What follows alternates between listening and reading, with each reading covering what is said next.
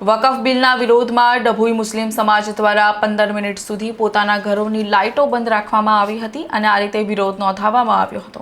ડભોઈ શહેરના મુસ્લિમ વિસ્તારમાં 9 વાગ્યાથી 9:15 સુધી લાઇટ બંધ રાખી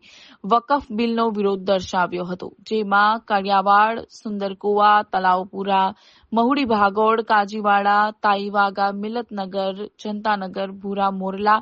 બદરુદ્દીન મોહલ્લા, છીપવાડ બજાર તેમજ બીજા તમામ મુસ્લિમ મહોલ્લાઓ આમાં શાંતિપૂર્ણ રીતે ઘર અને દુકાનોને લાઇટ બંધ કરી વિરોધ દર્શાવવામાં આવ્યો હતો।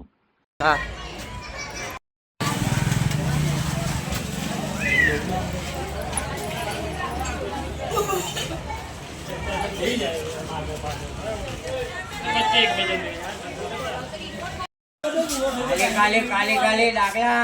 वो काले काले वो बाजू वो पहने वो चाले वो